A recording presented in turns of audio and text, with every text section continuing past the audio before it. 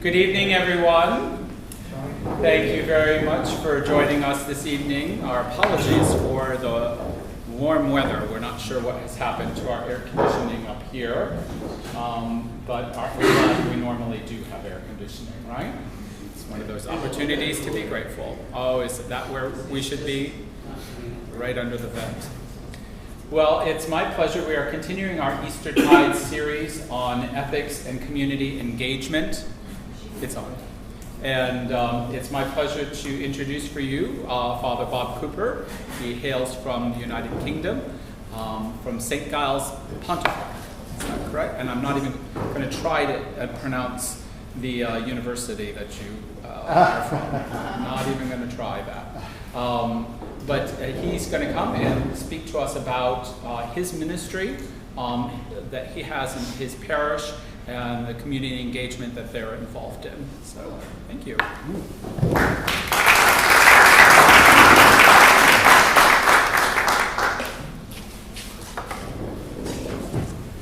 Thank you for that lovely introduction, and thank you for your warm welcome.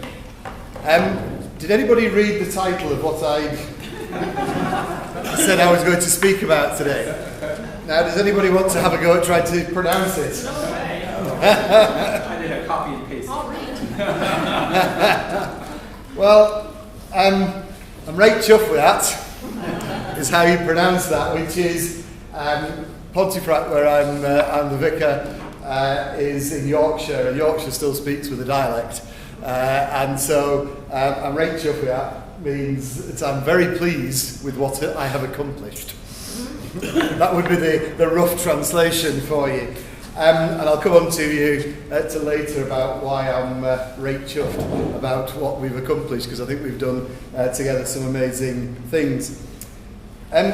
First thing I want to say this evening, though, is not related to anything I would say later. I just want to say a very big thank you to the welcome that I've received here. I've only been here now 2 or 3 days, and right from the first time I came in, I've been made to feel hugely welcome.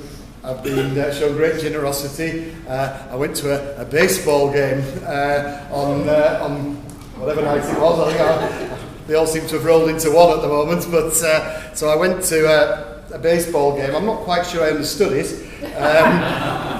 And much less, I could probably understand the basic rules, but I'm not quite sure I could understand any of the strategy.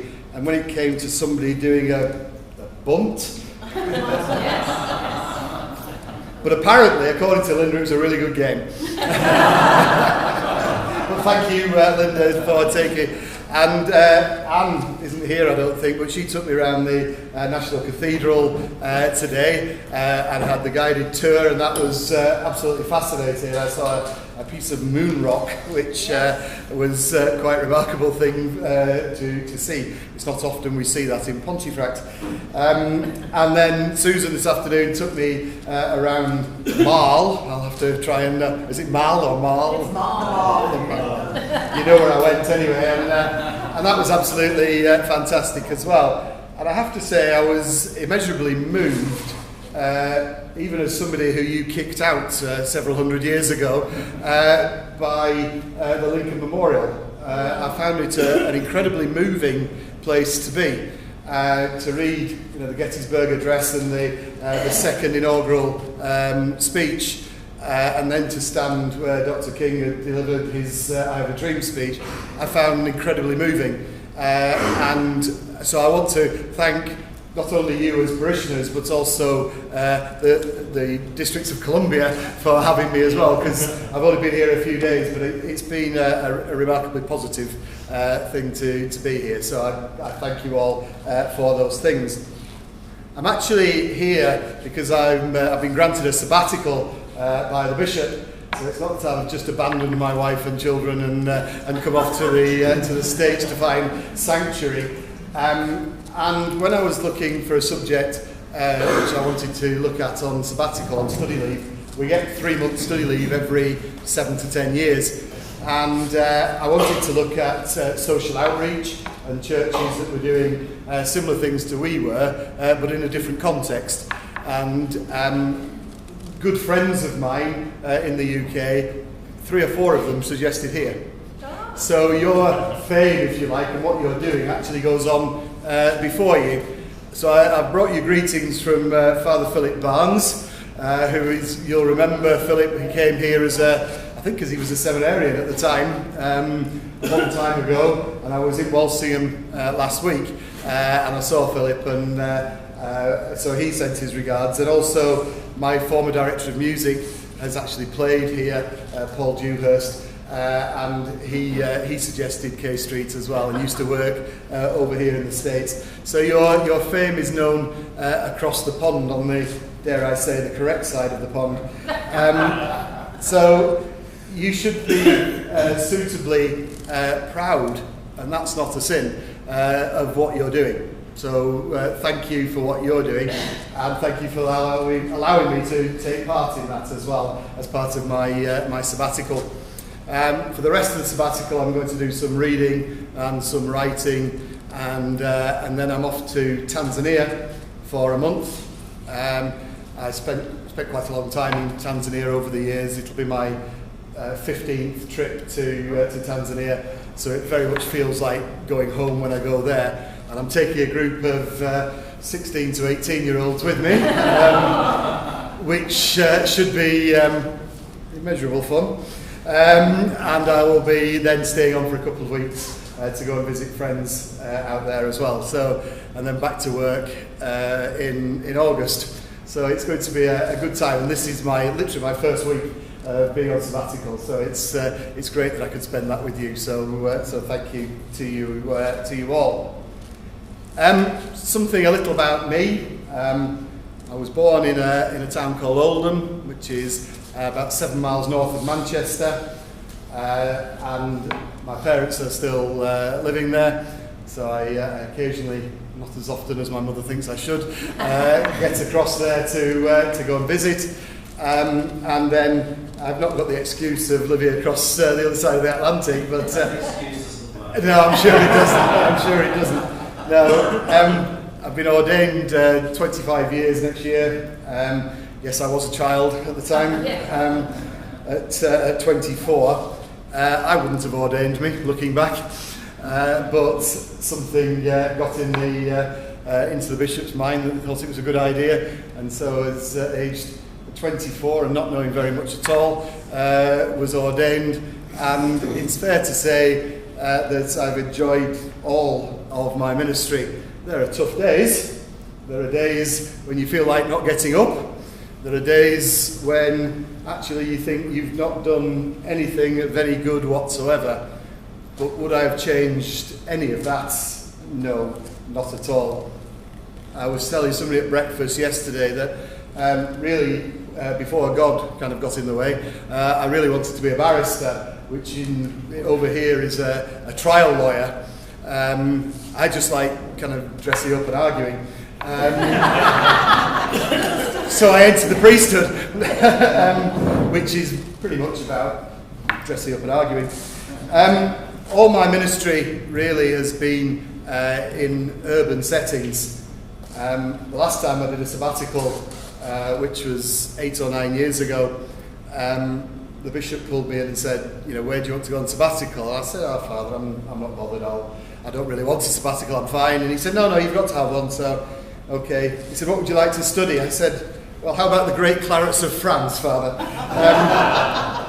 He didn't go for that, and sent me to the Diocese of Willochra, which is in rural South Australia, which had a diocese which was 4 times the size of the UK, with less people in it than my parish, and less priests in it than my deanery. So I went there, and I thought this time he's going to send me somewhere equally as rural. So I got in first and said I wanted to come to America. So hence coming here. My ministry has all, as I said, been in urban parishes. I was ordained deacon and served as my title parish in Leeds, in East Leeds, in a parish called Whitkirk, where unusually for the British context there were 400 at Mass on a Sunday. That we did around 350 funerals a year, 200 baptisms, 100 weddings, and after 18 months the vicar left. And left me to do that. So in my first year as a priest, I did 324 funerals. I did 96, I think it was, weddings. 96 baptisms and 58 weddings, along with everything else that came my way. It's somewhat different in the Church of England, as you can see. Anybody who lives in my parish who dies, who doesn't say that they're either Roman Catholic, Hindu, Muslim, whatever, comes to the church. So we do lots and lots of funerals. I'm a member of the General Synod of the Church of England, which is our governing body of the church. I'm also a canon at Wakefield Cathedral, which is we have 3 diocesan cathedrals now because we've merged our diocese to become the Diocese of Leeds. So Bradford, Wakefield and Ripon became one diocese, and we've got 3 cathedrals. So if you need a spare one, then you're welcome to one. Although I went to the National Cathedral today, and I saw several cathedrals from the top of there. They were pointing out a Russian Orthodox, a Greek Orthodox, 2 Roman Catholics, so it seemed to be that you've got plenty yourselves. I'm married to Kate, who's a teacher, primary school teacher. She teaches at the moment 7 and 8 year olds, and we have 4 children. Ruth, who's a postgraduate student in London, Jacob, who is a professional musician and also a student at London Guildhall, Isaac, who's about to go off to university this time, God willing he passes his A-levels, and he's going to read classics at King's, and then Samuel, who's the youngest, who's 14, so he's still at home and argumentative. Sorry, Samuel. Pontefract, you've probably never heard of it. Probably only Father Wall has heard of it, but that's probably the only person in the room who actually has. It's, if you can picture on a map of England where Leeds is, in Yorkshire, it's about 2/3 of the way up. We're in between Leeds and York. 20 minutes to Leeds, 25 minutes to York. So it's right in the middle of Yorkshire. It's not the most beautiful of towns. It's a fascinating and interesting place, but it's not the most beautiful of towns. It started as a Roman settlement. The name Pontefract comes from the Latin Pontus Fractus, broken bridge, and there was a bridge over a river crossing, and the next door town is Castleford, Castle Ford. There was a ford across the river there, and a castle, a Roman castle. So it's got history which goes back at least 2,500 years, and a Christian history. The earliest grave in Pontefract was from the year 690. So if you can think that Christian worship has been going on for the best part of 1400 years, it's quite a remarkable place to be. It grew in the Anglo-Scandinavian era when the Vikings decided to come across and have a quick raid and a rout and a pillage and taking our ladies across back to Scandinavia.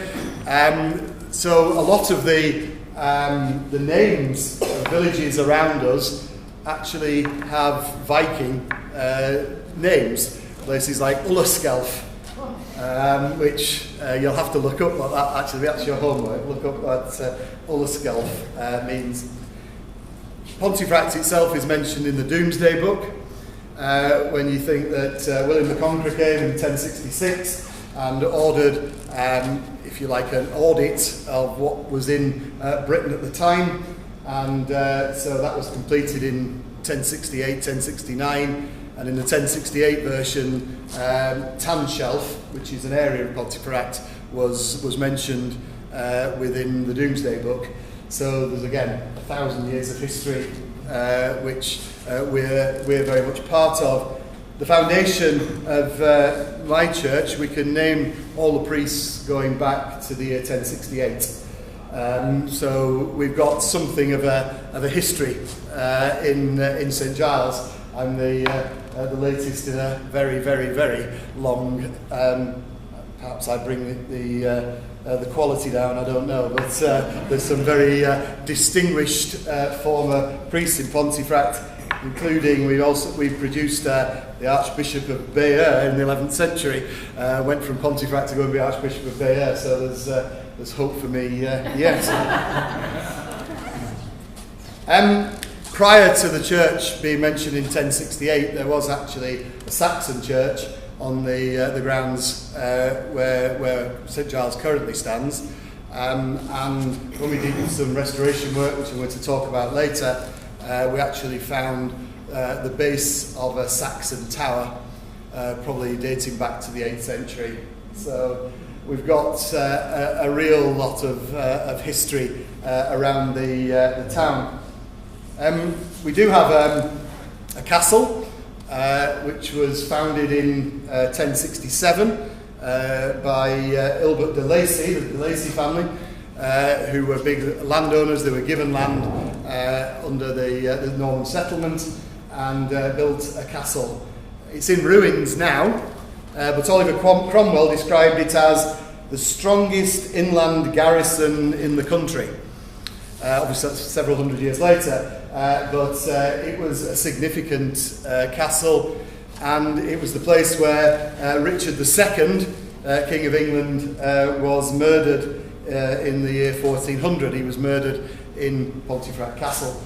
So again, we get a link not only via a spiritual link, but also historical and linked to the history of England as well. And the motto of the town reflects the fact that during the English Civil War in the 17th century, Pontefract was a royalist stronghold. And those Latin scholars amongst you, are you ready for this? It's post mortem patris pro filio. Post mortem, after the death, patris, father, pro filio, follow the son. So during the Civil War, when the king was executed, then we had the time of the Republic, and then came back and they followed the son again. So it's been strongly royalist in the time of the English Civil War. Shakespeare himself wrote in the play Richard III of he wrote this about Pontefract. I'm just going to quote for you. So he said, Pomfret is the ancient name for Pontefract. O Pomfret, O thou bloody prison, fatal and ominous to noble peers, within the guilty closure of thy walls, Richard II here was hacked to death. And for more slander to thy dismal seat, we give thee our guiltless blood to drink. So Shakespeare knew about Pontefract and the castle and the murder of Richard II. Once again, kind of emphasising the importance of Pontefract as being a place which was incredibly well known. It was the first town in England to be granted a market charter.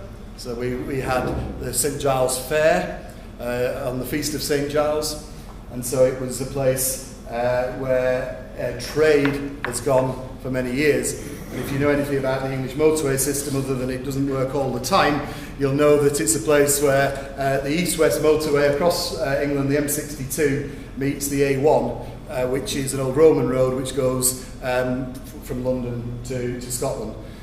So it was a crossing place, and it's no wonder the Romans settled there. There was water, and there were roads that they built.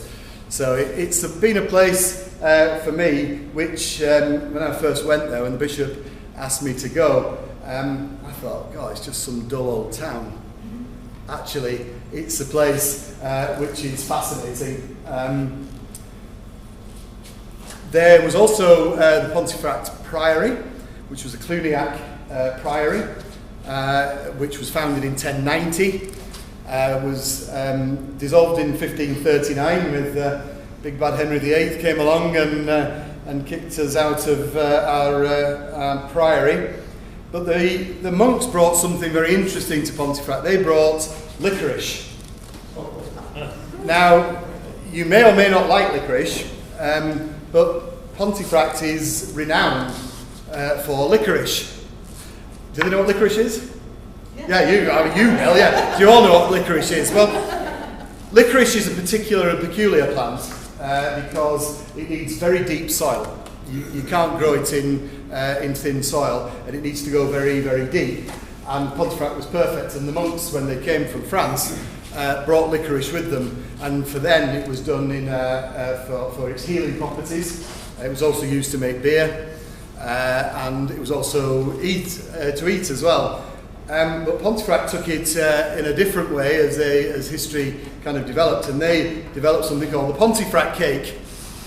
And the Pontefract cake is a sweet made from licorice, and on each and individual Pontefract cake is a stamp of the castle and the motto of the town. It just so happens that I have genuine Pontefract cakes with me, so I brought them with me all over England so you can have a go at them and pass them around. All I would advise is you don't eat too many of them. It might have devastating effects.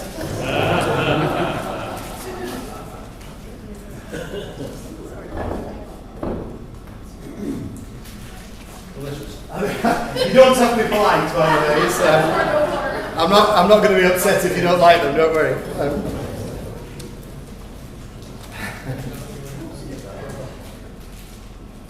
So as they go around, so licorice was a really important part, and today we still have licorice works in the town, but they also have, I don't know if you have them over here, do you have Haribo's? Kind of a kid's sweet? Gummy Bears, yeah. Well, they're made in Pontefract as well. Now they probably might even be sent here from Pontefract, I don't know. There are 14 factories in Europe, all over Europe, but I think they may get sent here, I don't know. But the town produces, just the one factory produces 975 tonnes a week. So if that gives you some kind of, how important it is. And Sir John Betjeman, the great English poet, wrote a poem entitled The Licorice Fields of Pontefract, which I thought I would share with you.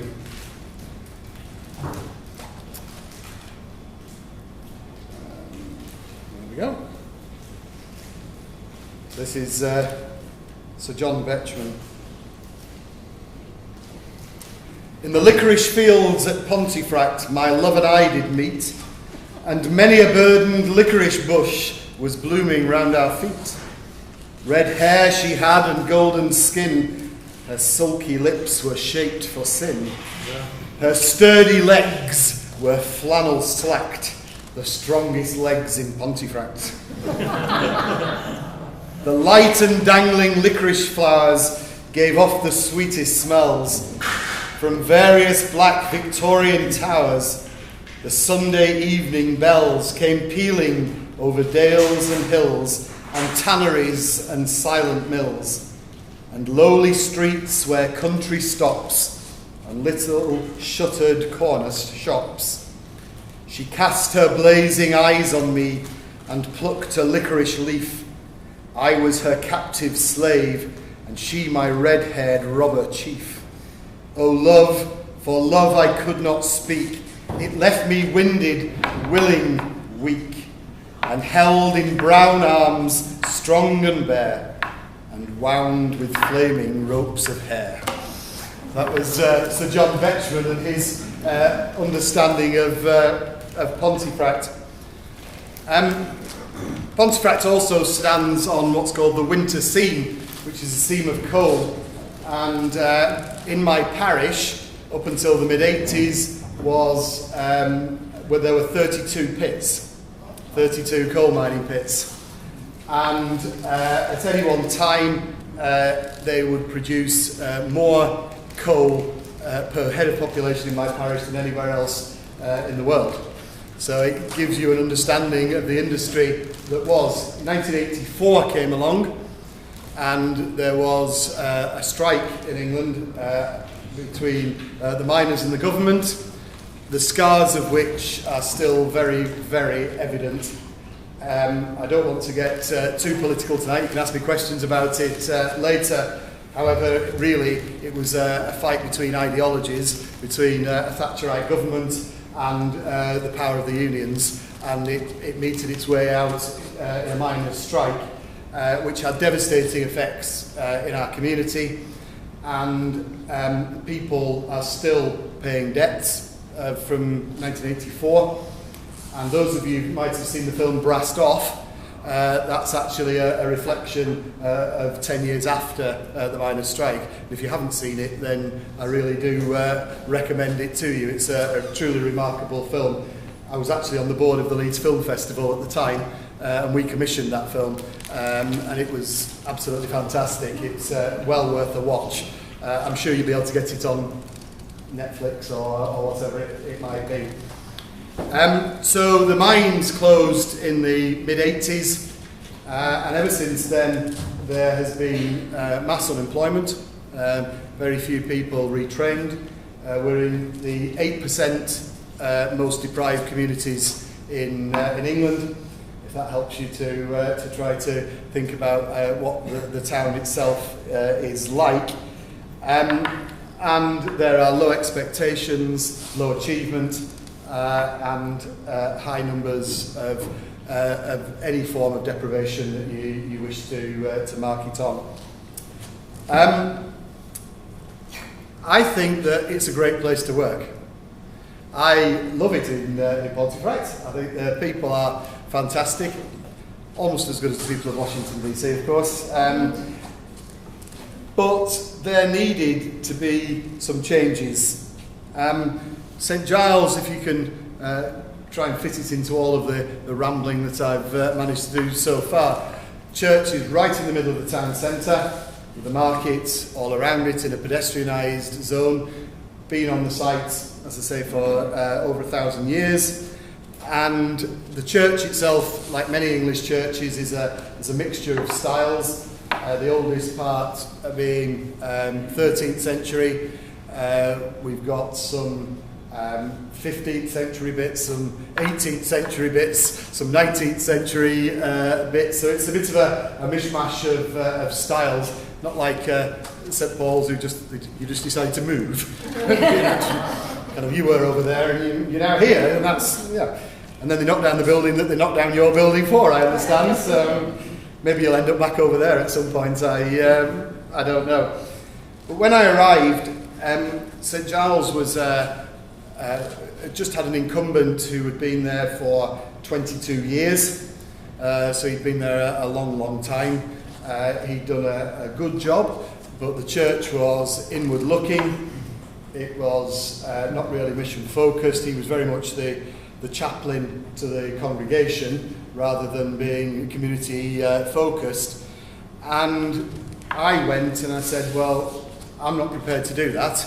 I'm not just going to preside over an ageing and dwindling congregation and eventually in 20 years' time we shut our doors and say thank you very much and off we go. So we wanted to look at everything that we were delivering, from worship through to community outreach, through to provision that we were doing for young people, for street people, all kinds of things. And we started a review of what we did as a church.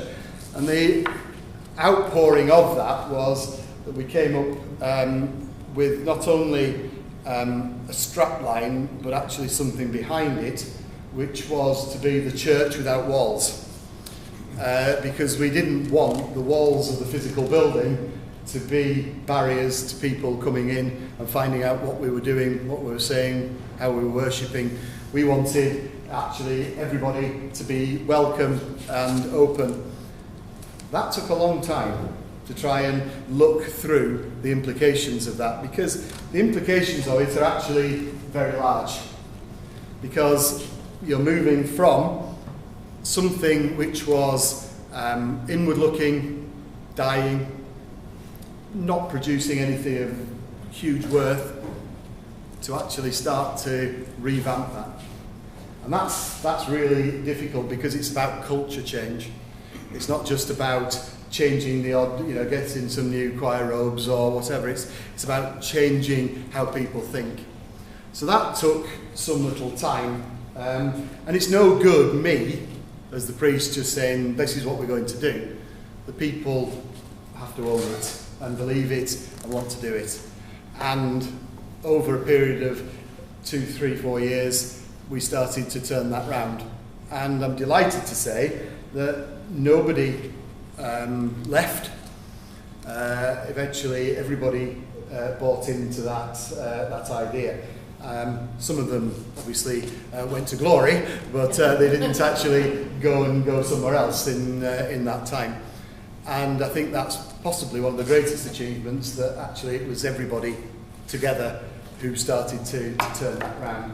So we've gone from a congregation when I arrived of maybe 60 to now 130, 140 at the main parish mass. We have a new director of music who we're now producing cathedral standard of worship. People are drawn to that. It's a place where the Catholic faith is taught and lived and learned. And it's a place now of without walls.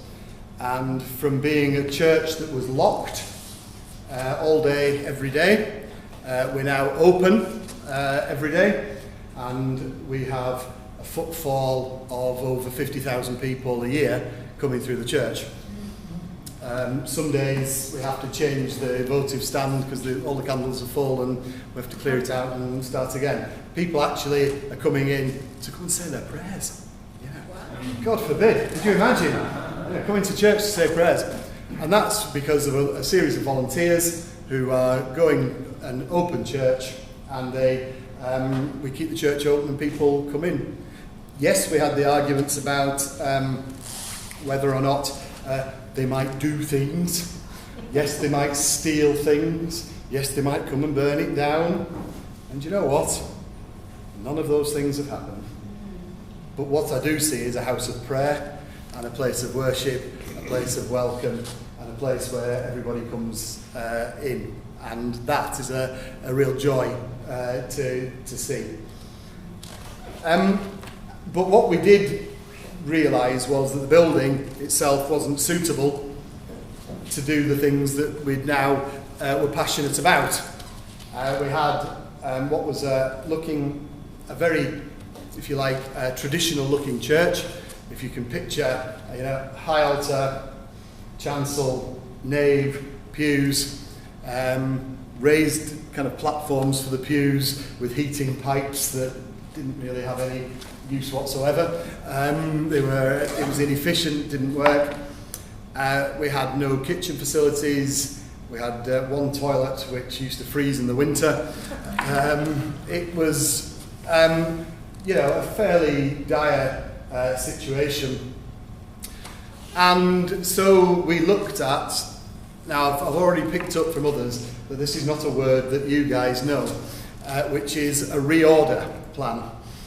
Now, a reorder is to look at the building that you've got, to try to think theologically about what you would like, and then to change the inside of the building to achieve that. So it was a case of thinking about the theology, and I'll come on to that in a moment, but looking at the building and how that space will best suit the theology and the understanding that you want to espouse. So for us, being a Eucharistic community, we wanted an altar to be in the heart of everything that we did. So we decided, rather than having the high altar, which was obviously at the far end with a terrible Majolica Victorian Reorder, which was absolutely appalling, and we brought the altar forward with a stone altar, and introduced a stone altar into the Lady Chapel as well, in which we placed the relics of the saints. so that when we're saying Mass, we're doing that with the saints there with us, because we wanted to start off by saying that we are a Eucharistic community, and whatever we do stems from the fact that at the end of Mass, Deo Missei Est, you're sent out. You're not just called to be Christians in church, but we're sent out. But we do that by being fed at the table of our Lord. And so we wanted to make that statement. So we didn't want an altar, because you go into some churches that are reordered, and the altar can be moved so that you can have an orchestra or whatever it might be. We didn't want that. We said the altar stays. So if we have an orchestra or choir, then they stand with the altar there, because that's who we are. That having been said, the rest of the church became entirely flexible.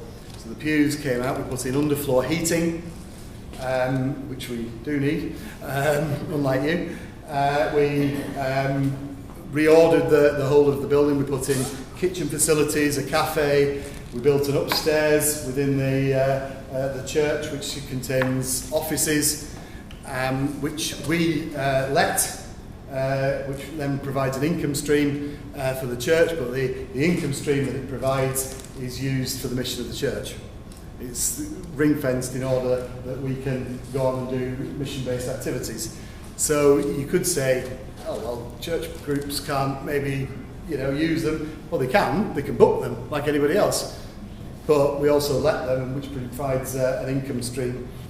We also run a cafe twice a week, just serving coffee, teas, homemade cakes, that kind of thing, which we have about 30 volunteers over on a rota basis.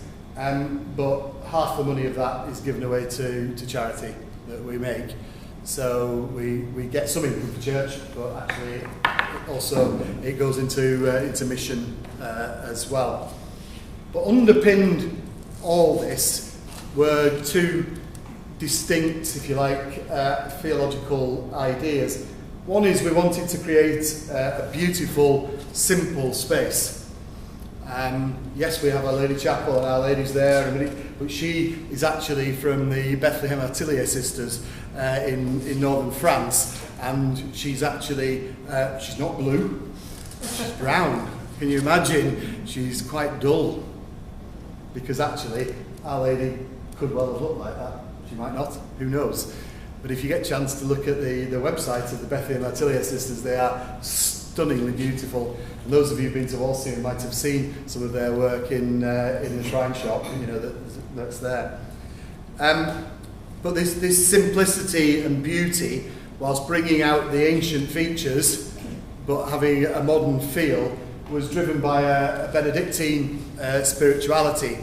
And we reflected on this text from the Benedictine rule: what is not possible to us by nature, let us ask the Lord to supply the help of his grace.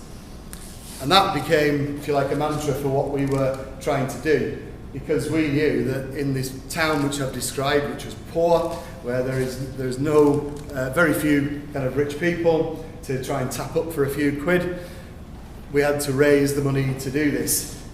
In 8 years,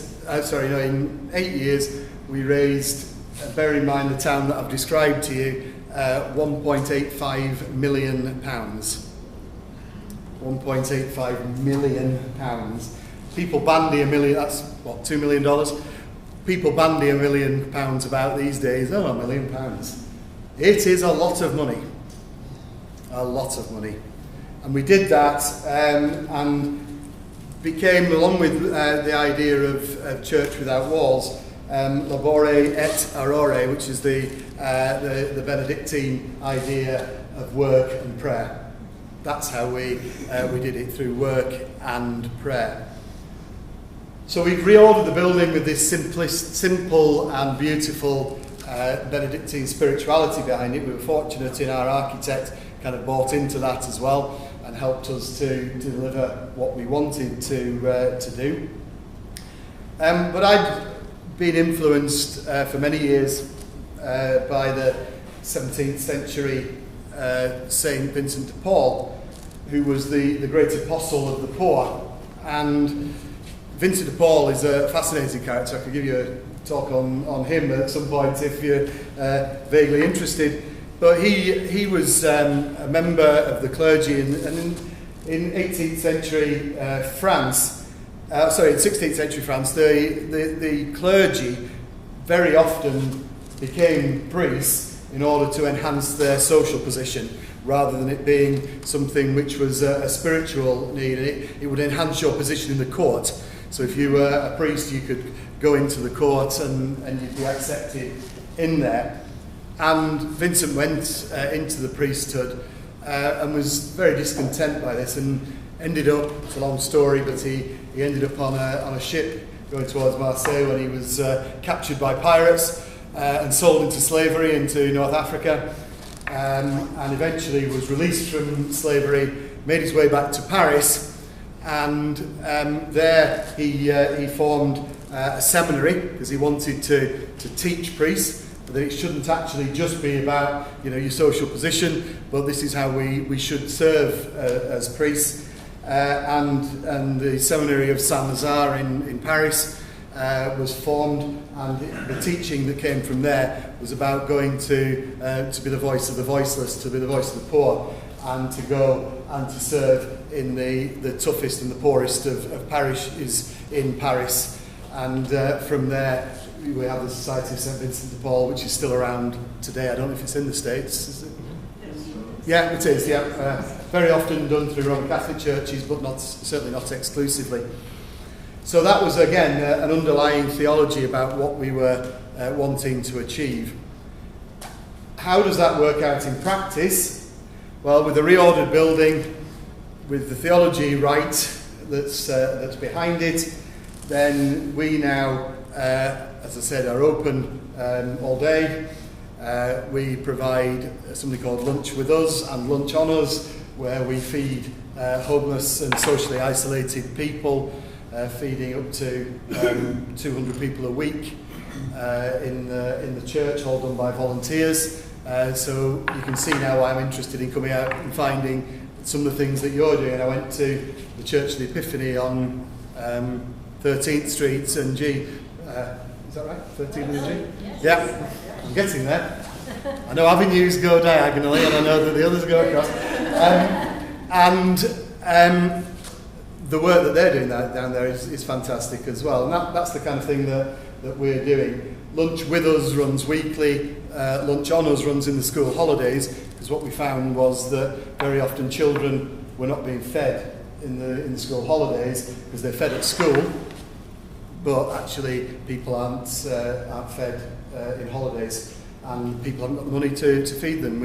We're associated with the food bank. We support the food bank, which is very well used in Pontefract, as you can imagine. But all this is underpinned by a strong theology, by a strong sense of mission, a strong sense of the gospel, by a beautiful reorder building, and actually feeling that we're doing God's mission work in what's a reasonably tough place to be, but a place where I feel that God has called me to be, or the bishop has told me I've got to be, and which I still believe passionately in, and I believe passionately in the communities of Pontefract, and also in the Church of St Giles. I should just say that we also have a second church in the parish as well, which is a parish in a multi-purpose building on a very difficult outer estate, which is has some of we categorise poverty in what's called SOAs and LSOAs, super output areas and lower super output areas, and some of the area which is a way of kind of categorising where individual communities are, and some of those communities are in the 3% poorest in Europe, never mind in Britain. So we also have a church there as well, and I could talk at length about that as well. We're doing great work there, and Julie, our project manager up there, is fantastic.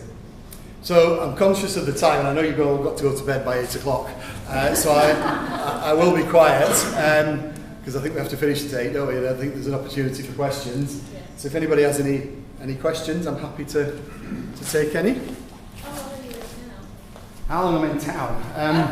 In Ponty, 12 years. I fly back on Monday night. Oh, okay. Will you be experiencing our Great Patrol? 5:30 Saturday morning. Wonderful. I shall be there. You can make sandwiches too. Excellent. Yeah, I've been practicing at the Epiphany. So. Did everybody have some one of these over there? Yes, we do. Well, feel free to pass them around. I'm not taking them home. Yeah. You mentioned that your church is at about 120, 140 or so.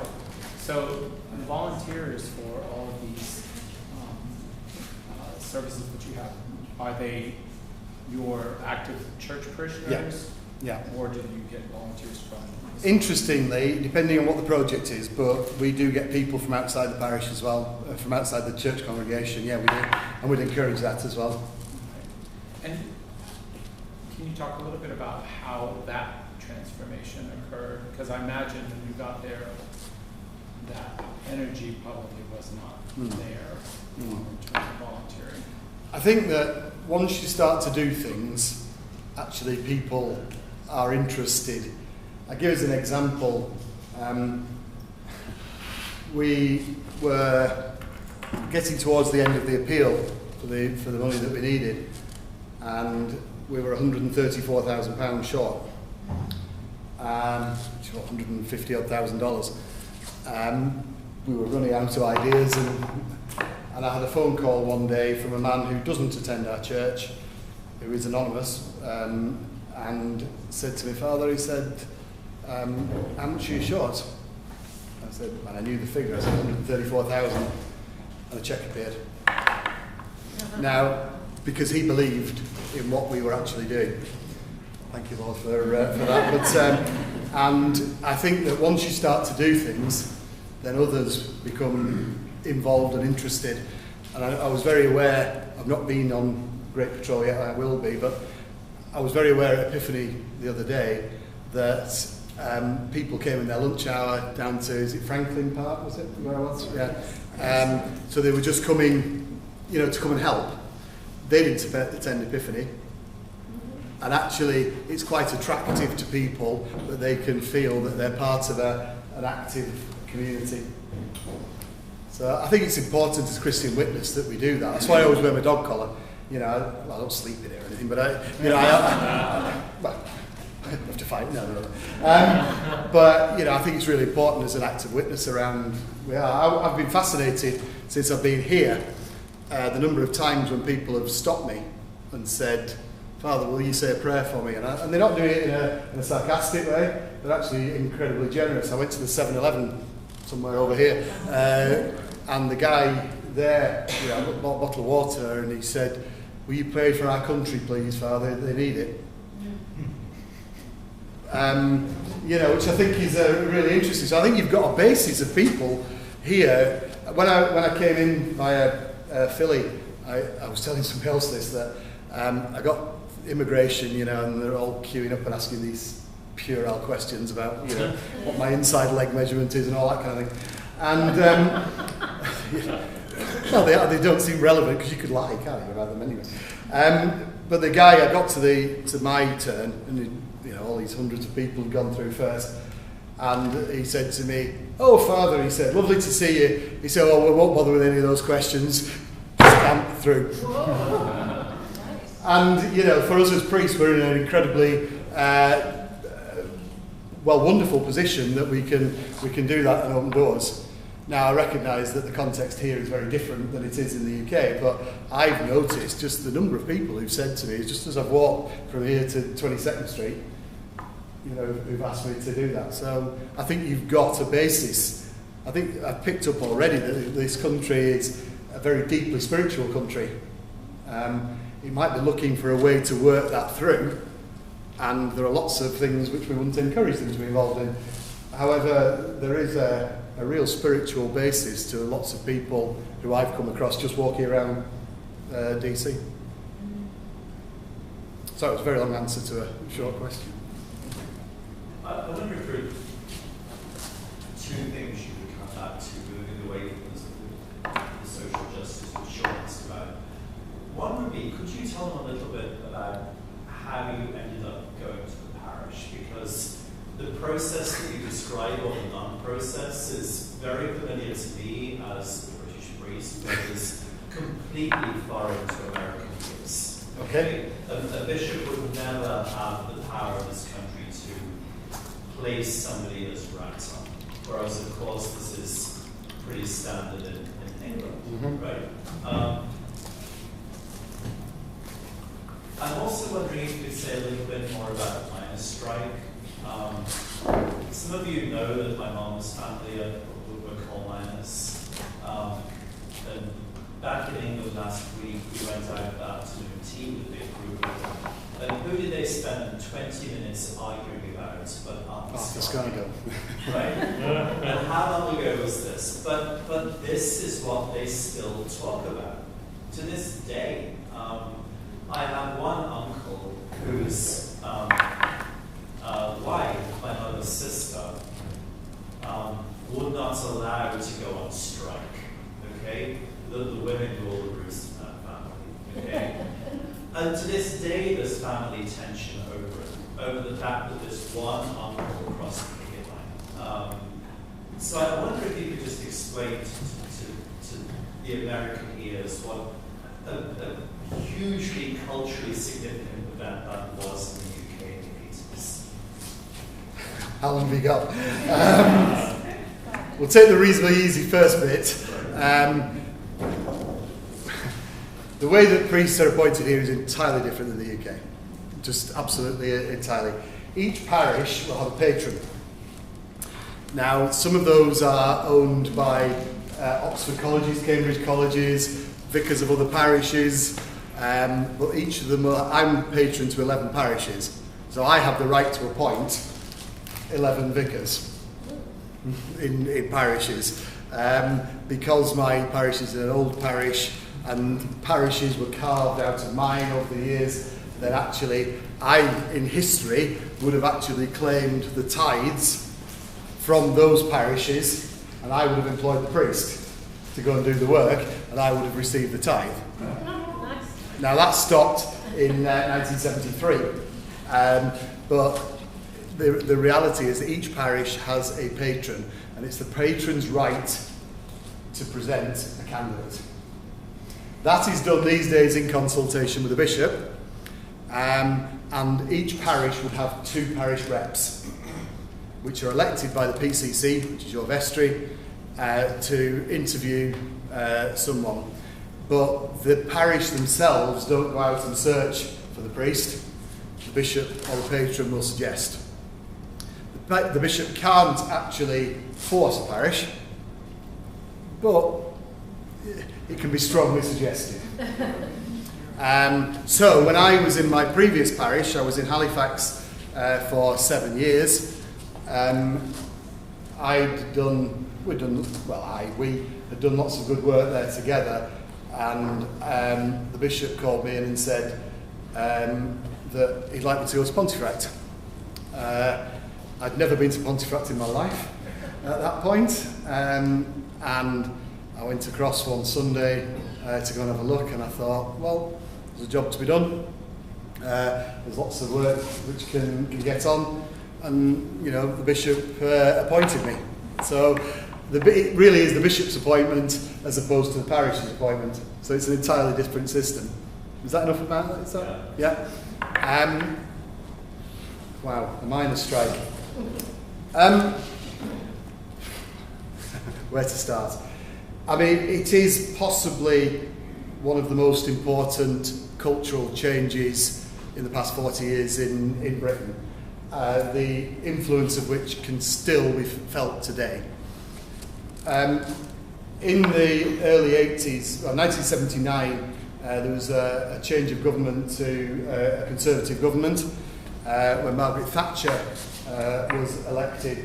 Now, Margaret Thatcher, a great friend of your President Reagan, and they shared many, as I understand, views on which were fairly right-wing, and Margaret Thatcherism is based on strong economic growth, strong economic policy, and individual wealth And that was a real change from the 1970s in Britain, when things were nationalised very often. There were no privatised companies running rail or power or water or anything like that.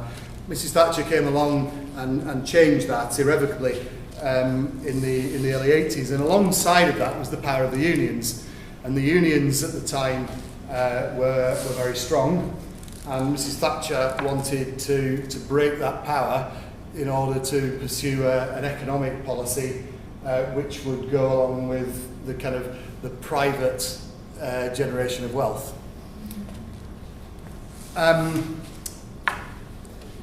The miners' strike in 1984 was really a proxy war. It was a proxy war between this idea of Thatcherism and the idea of the power of the unions. And the leadership of the miners at the time took on Mrs Thatcher.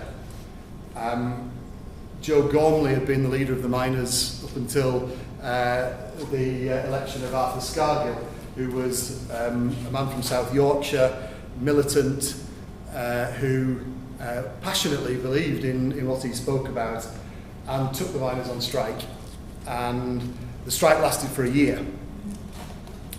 It was terrible timing because it was the hottest summer for over a decade. The coal stocks were at the highest that they'd been for 20 years. And so the government had a position of strength. The power of the state was used against the miners in a way which many of us, sorry, I shouldn't let my own, which many people felt was inappropriate. And the mining communities were broken. The pits were mothballed and ultimately closed. But as part of that, communities were destroyed.